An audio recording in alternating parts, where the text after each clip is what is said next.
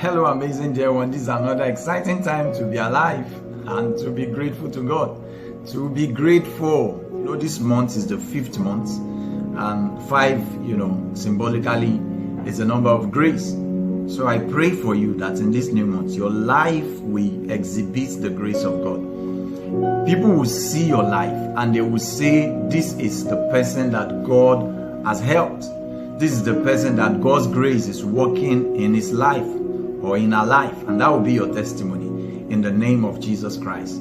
So you're welcome to my YouTube channel. This is Raf Shebunda, the RSD TV. If this is your first time listening to me, I want you to subscribe to the YouTube channel so that you can turn on the notification bell so that we have, anytime we upload new messages, you will be aware of them. Amazing messages we have on the channel. I want you to invite your friends, share this link to bless other people too. So we continue with our series, Reliable Help, Exploring the Ministry of the Holy Spirit, Part 3. This is amazing teaching. I want to encourage you, please go to the previous teachings and listen to them. We introduce this subject by making us to understand the different dimensions, of the operations of God in different dispensations. I said in the first dispensation, God the Father was on the scene. The second dispensation, God the Holy Spirit, God the Son, rather, Jesus came on the scene. And in this dispensation that we are in, the dispensation of the church, the Holy Spirit is actually the one on the scene. And so I want you to really listen to this message, because a lot of people don't really understand the ministry of the Holy Spirit. As a matter of fact, some people just feel the Holy Spirit is just the power of God that you use to achieve things. No, the same way Jesus was with us physically here, that's the same way the Holy Spirit is with us as children of God. So let me read from where I started from, my text. John chapter 14. Last week I read to us. I will be reading the Passion Translation now again. John chapter 14. I will read the Passion Translation, and I will also read, the Amplified Translation. Now let me first read the Amplified Translation. Verse 16 says, and I will ask the Father. In fact, Jesus said, from the beginning of this passage of the scripture, he said, as surely I say to you, I tell you, if anyone, let me go back up. He said that it is to your advantage that I go away. If I don't go away, the helper will not come to you. And the helper, I was talking about the Holy Spirit. I love the way the Amplified Translation put it. It said, verse 16, and I will ask the Father, and he will give you another comforter, counselor, helper, intercessor, advocate, strengthener, standby, that he may remain with you forever. Now think about this. If Jesus said that it is to your advantage that he's living, do you think that Jesus was just making up a statement? If Jesus says that it is to your advantage that he's living, it means that you have a better opportunity, better, help from the person of the Holy Spirit, even more than Jesus was here physically. Do you remember that when Jesus was here physically, that he could be limited to a particular place at one time? Jesus could not be everywhere at the same time because he was putting on humanity. He was putting on the flesh. But now, let me just say it this way. The Holy Spirit is Jesus Unlimited. That's profound. The Holy Spirit is Jesus Unlimited. The Holy Spirit is in Asia, is in Japan, is in Canada, is in Australia. The Holy Spirit is in Africa. The Holy Spirit is everywhere.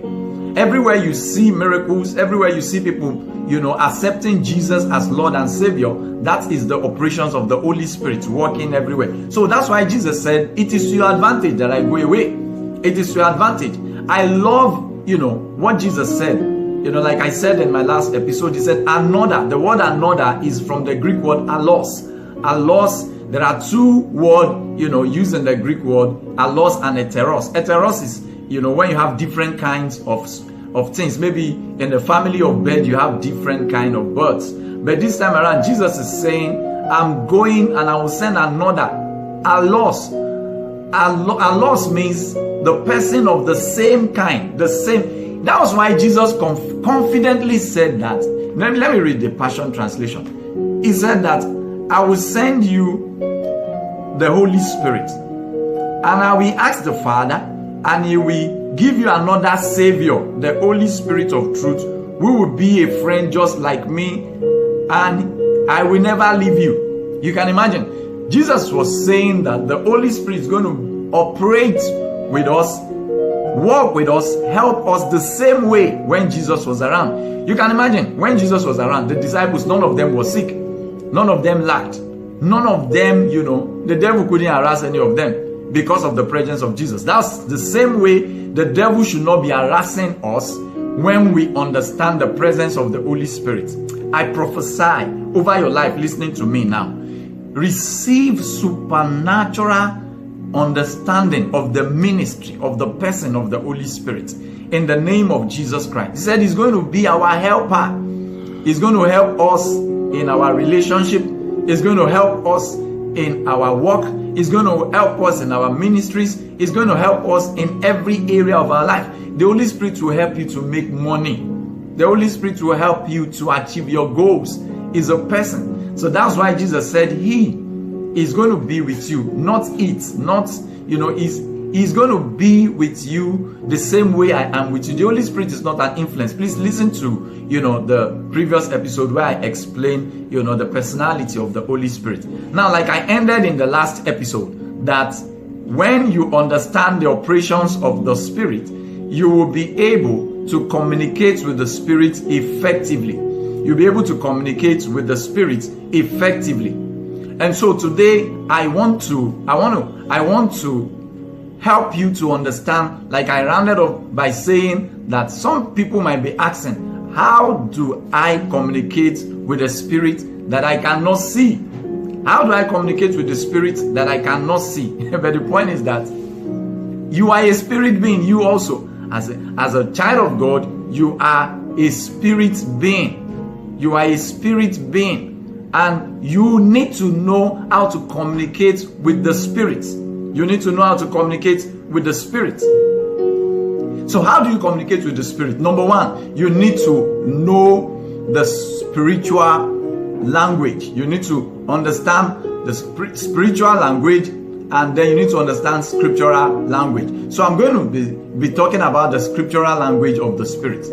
See, for you to have a good connection, a good communion, and a good communication with the Holy Spirit, you need to understand the language of the Spirit. Like we all know that everything has a language.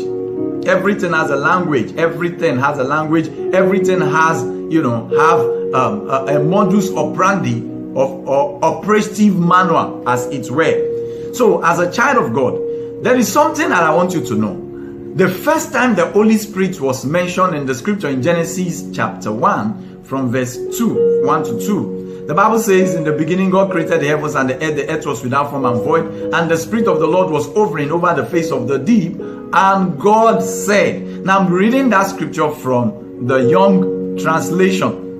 The Young translation. I love the Young translation because he actually, explained that passage of the scripture. He said, in the beginning God's preparing the heavens and the earth that exists waste and void, and darkness is on the face of the deep, and the Spirit of God floating on the face of the waters.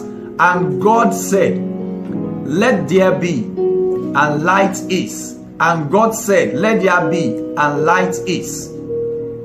I love this so much. And God said, let there be, and light is. I love this. He said, and the Spirit of God floating on the face of the waters, and God said. In other words, that statement didn't end until God said something. So the first time the Spirit of God was introduced in scripture, the Word of God was in conjunction with the movement of the Spirit of God. The Word of God was in conjunction with the movement of the Spirit of God. So I want you to know, for you to understand how to communicate with the Spirit of God, you need to understand the Word of God. As a matter of fact, let me read 1 John chapter 5, verse 6. I love this so much. 1 John chapter 5, verse 6. This is he who came by with the water and the word and the baptism of his death in the name of Jesus Christ. This is very, very exciting. Let me read verse 7. It said, there are 3 witnesses in heaven, the Father, the Word, and the Holy Spirit, and these are one. This is serious. There are 3 that bear witness in heaven, the Father, the Word, and the Holy Spirit, and they are one. You can imagine, they are one. They operate as one. So like I said in introducing Genesis, there is something in scripture that is called the law of first mention when you want to have adequate interpretation and comprehension of the scripture. The law of first mention. You need to understand how that law operates. Everywhere that word first of all mentioned in the scripture, just look at the context and the content of that word. It will help you to understand every other places that word is being repeated. So the first place, the first time the Holy Spirit was mentioned in the Bible, the word of God was in conjunction with the Holy Spirit. In other words, as a child of God, you can't understand the movement or how to communicate with the Holy Spirit except you understand the language of the Spirit. And what is the language of the Spirit? The first language of the Spirit is scriptural language. The Holy Spirit doesn't act in isolation, or contradiction, or separately from the scripture. The Holy Spirit doesn't act in isolation, in contradiction to the scripture, but in confirmation, in corroboration, and in confirmation of the scriptures. So that's why you need to understand the scriptures. You remember Jesus said that when the Spirit of truth comes, he's going to take from me and he will reveal them to you. Now, who is Jesus? Revelation chapter 19 verse 13 says, he was clothed in vesture, deep in blood, and his name is called the Word of God. So Jesus is the Word of God. So if you want to understand the operation of the dimensions of the Spirit of God in our life, you need to understand the Word of God. Why is this very, very important? Now, I need to say this. Why is this very important? Recently someone came to me and the person was saying that, he had some people saying that in this dispensation that you don't need to read the Bible. All you need to do is to, listen to the Holy Spirit. That is fallacy. The Holy Spirit will not tell you to ignore the Bible because the Holy Spirit authored the Bible. Isaiah chapter 34 verse 16, it says, search ye out of the book of the law and read, none of it shall fail, neither any want is made. He said, for my mouth has gathered them and my spirit have spoken them. My spirit has spoken them, my hands have gathered them. And so what am I trying to say? The Holy Spirit doesn't act contrary to the word of God. The Bible says in 2 Timothy chapter 3 verse 16, it said that every scripture is given by the inspiration of God and is profitable for instruction, for reproof, for correction in righteousness, so that the man of God will be thoroughly equipped unto good works. So what am I want to encourage you today that you need to know the word of God for yourself. You need to have adequate comprehension of the information and revelation of the scriptures for you to have a solid connection and communion with the Holy Spirit. Don't forget, you need to have adequate comprehension and understanding of the scriptures for you to have, a solid connection, a solid communion, and intimacy with the Holy Spirit. This is very, very important. I pray that you will never be confused in your life. You will never run into error. You will never run into, deception in the name of Jesus Christ. Some people, under the pretense of the Holy Spirit, under the pretense of the influence of the Spirit of God, do things contrary to the word of God. Number one, the Holy Spirit will not even tell you to disobey the word.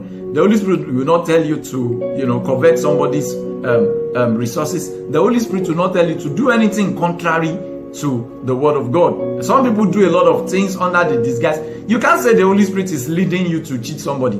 You can't say the Holy Spirit, was the one that led you to do things, that are contrary to God's word. So you need to have a good understanding of God's word. I'm telling you, if you have good understanding of God's word, nobody will come to you with prophecies or whatever, to deceive you, to do things that are contrary to the word of God. I pray that in the name of Jesus Christ, God's grace will rest upon you in the name of Jesus to understand scriptures. You will not be tired reading the word of God in the name of Jesus Christ. God bless you. We'll continue in the next episode. God bless you.